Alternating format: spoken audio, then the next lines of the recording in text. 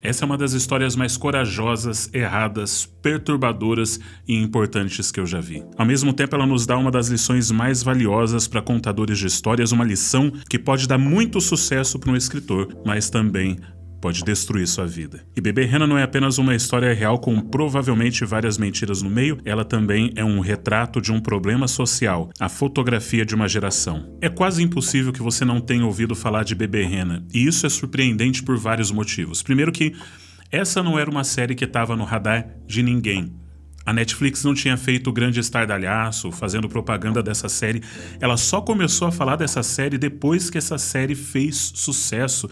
Ela cresceu no boca a boca, as pessoas começaram a compartilhar sobre essa série, porque a história dela é muito interessante. Se você ainda não conhece, essa é uma história baseada na vida do Richard Gere, que também atua e escreve essa série. Ele é um comediante britânico de um estilo bem peculiar de comédia, que tenta conseguir alguma chance na indústria cinematográfica, mas acaba, primeiro, sofrendo um abuso por parte de um produtor e também depois sendo perseguido por uma mulher stalker, uma perseguidora que fica completamente alucinada por ele e começa a mandar e-mails, não apenas e-mails, 41 mil e-mails, centenas de cartas e até mesmo ameaças de vida contra esse cara e sua família. E existem muitas coisas positivas com relação a essa série. Eu vou mencionar algumas, mas primeiro, o que está gerando mais polêmica em torno dessa série são os seus problemas, os erros que foram cometidos. E provavelmente o maior erro que eles cometeram foi esquecer de colocar uma pequena palavra no começo dessa série. Só uma palavrinha já resolvia a maior parte dos problemas que essa série está tendo, porque logo no começo aparece escrito: esta é uma história real. E isso é um problema. É um problema porque aparentemente não é. Pelo menos não 100%. Existem algumas adaptações, como é de se esperar na ficção, algumas licenças poéticas que foram tomadas, só que como você está lidando com a vida de algumas pessoas que estão sendo, inclusive, perseguidas agora, isso tomou uma dimensão muito grande. Olha, eu já falei isso no vídeo em que eu analiso toda a polêmica em torno do filme O Som da Liberdade. Quando você coloca que é baseado numa história real, você está dizendo que a maior parte daquilo que vai aparecer é verdadeiro, mas a gente teve algumas licenças poéticas para adaptar isso daqui. Quando você diz que é inspirado numa história real, a licença poética é ainda maior. Eu não me baseei, eu só peguei a ideia, a essência daquela história real e eu fiz uma ficção completa disso. Mas quando você fala que essa é uma história real, você está querendo dizer que cada pequeno fato dessa história realmente reflete o que aconteceu. E isso se torna um grande problema, porque, na maioria das vezes, não é verdade. Às vezes, isso vai ser feito de forma descarada. Por exemplo, no filme Fargo e na série Fargo também, existe logo no começo essa frase: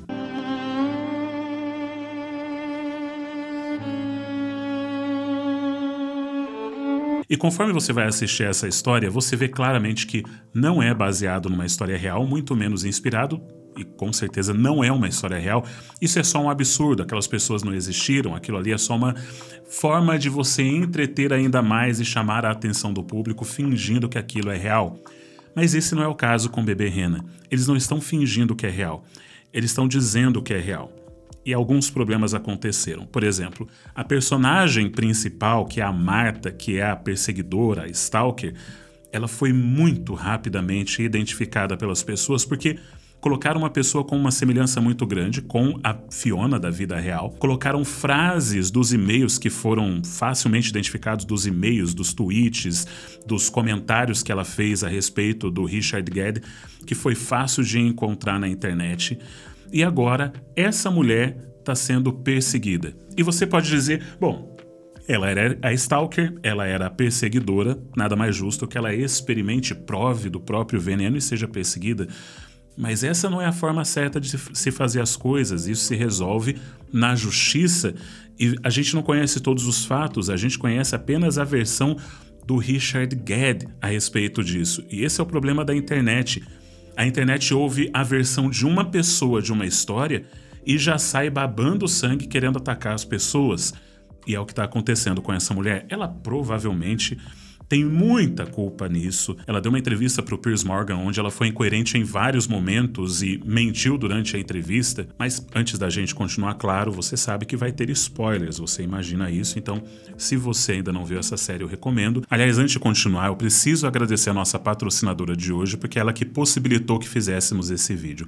A Manual é líder em tratamento contra a queda de cabelo. E queda de cabelo é um negócio que afeta muita gente. 50% dos homens vão sofrer com queda de cabelo. 42 milhões de brasileiros têm esse problema, mas não precisa ficar sofrendo com isso. Você pode começar um tratamento. Se você acessa o site da Manual, preenche um formulário, você vai receber uma prescrição médica personalizada para você poder começar o seu tratamento. Usando o meu cupom de desconto, você tem 40% de desconto na sua primeira compra, o frete é grátis e você já tende a começar a ver os resultados a partir do 4º mês de uso, como nessas imagens que você está vendo. Uma das críticas que a Fiona faz à série é o fato de que ela nunca foi presa, ela nunca foi condenada por conta disso ou de qualquer outra coisa, sendo que o julgamento e prisão dela é uma das cenas mais importantes da série. Um outro problema seríssimo que aconteceu foi com relação ao produtor que é mostrado nessa série, que teria abusado do Richard Gere. Esse comediante, quando ele estava tentando uma carreira, conheceu esse produtor num bar, em determinado momento ele foi abusado fisicamente por esse produtor, e a gente já vai chegar nisso, que é uma das coisas mais perturbadoras dessa história, mas o problema é que a internet achou que tinha descoberto quem era esse produtor e começou a assediar esse produtor. O problema é que não era o produtor verdadeiro, então essa é uma série que está causando problemas reais para a vida das pessoas, e quando uma ficção ela interfere tanto assim na vida de alguém é porque algum erro foi cometido, e o erro foi da Netflix. Benjamin King, que é o diretor sênior de políticas públicas da Netflix no Reino Unido, foi chamado ao Comitê Parlamentar do Reino Unido para prestar depoimento sobre esse assunto e disse o seguinte: Bebê Rena é uma história extraordinária e obviamente é uma história verdadeira do abuso horrível que o escritor e protagonista Richard Gere sofreu nas mãos de uma perseguidora condenada. O problema é que um membro do parlamento britânico, John Nicholson, disse que as evidências entregues pela Netflix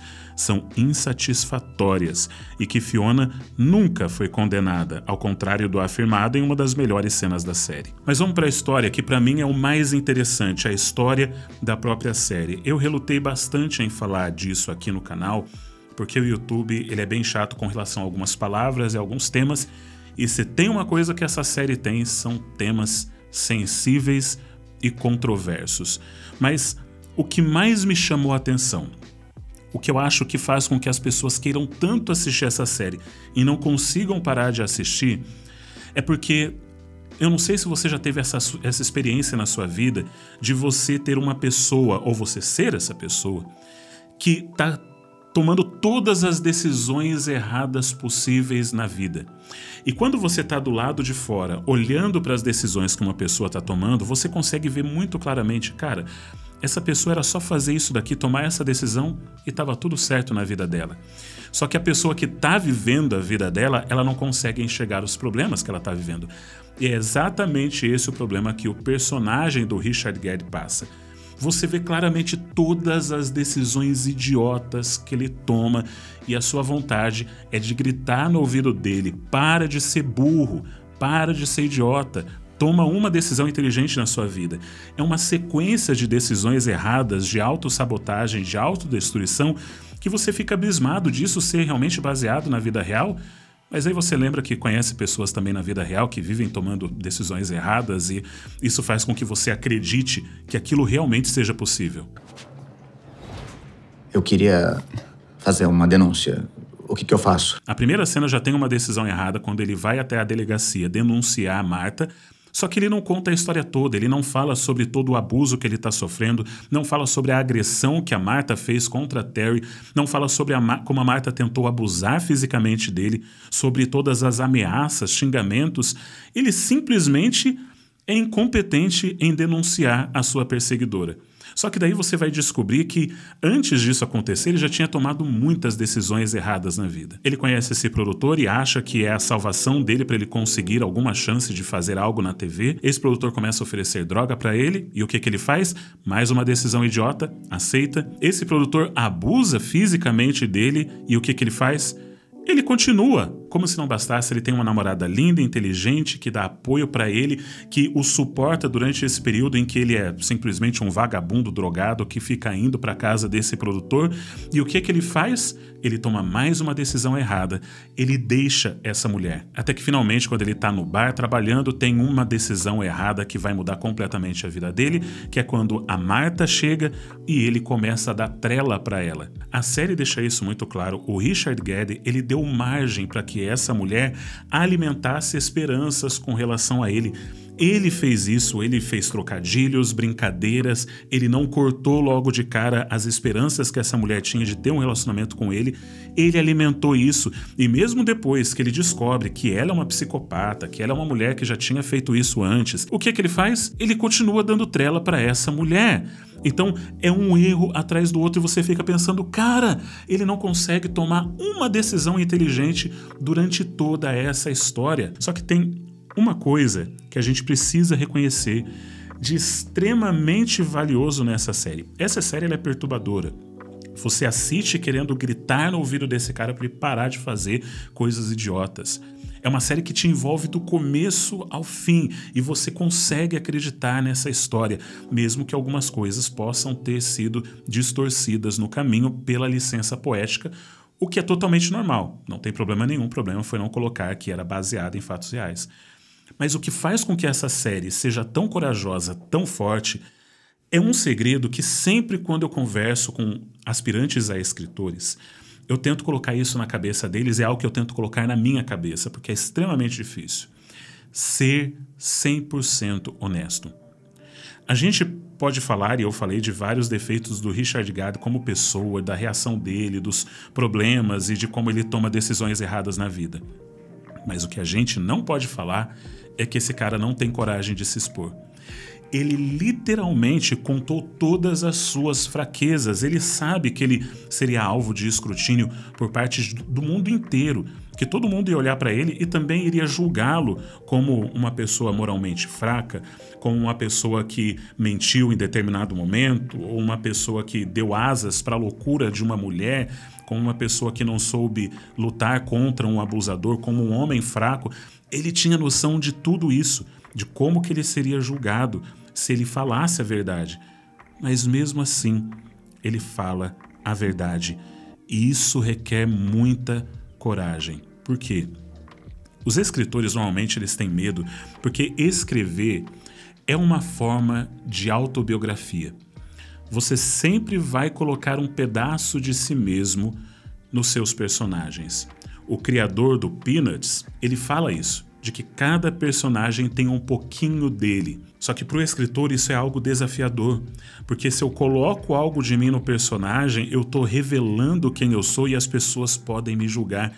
Então, muitos escritores têm medo de serem verdadeiros na hora de criarem um personagem, porque eles têm medo de mostrar quem eles realmente são, como eles realmente pensam.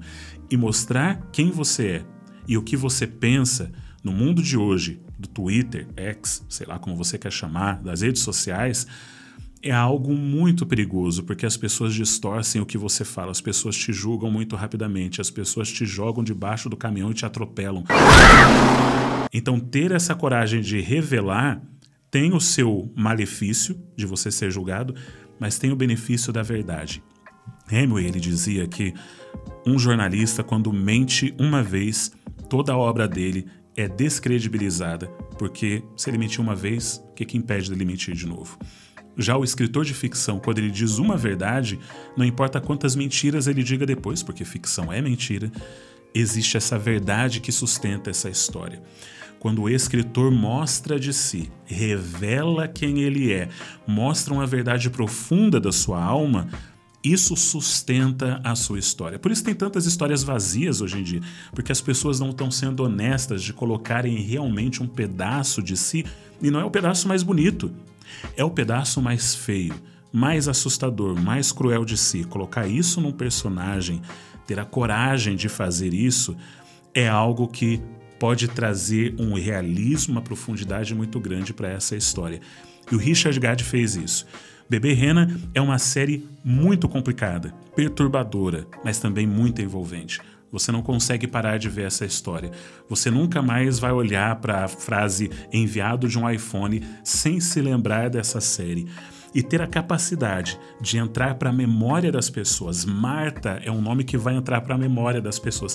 Na minha memória tinha uma outra Marta. Você é caloteiro e não assume, Marta. Você veio aqui em casa, eu te atendi com a maior das boas vontades, você sumiu de mim, não quis nem saber. Deus já preparou o momento de você receber, como todas essas outras pessoas. Mas agora também tem essa Marta que vai ficar na minha cabeça pelo resto da vida. E ter essa capacidade de fixar na cabeça das pessoas uma história, palavras, nomes, é algo realmente muito difícil e muito louvável. Algo que nem um dos filmes mais caros e mais bem-sucedidos da história, que foi o Avatar, conseguiu fazer. E esse é meu desafio. Você lembra o nome dos personagens do Avatar? Se você não lembra, existe um motivo para isso. Dá uma olhada nesse vídeo aqui. Um forte abraço e arrivederci.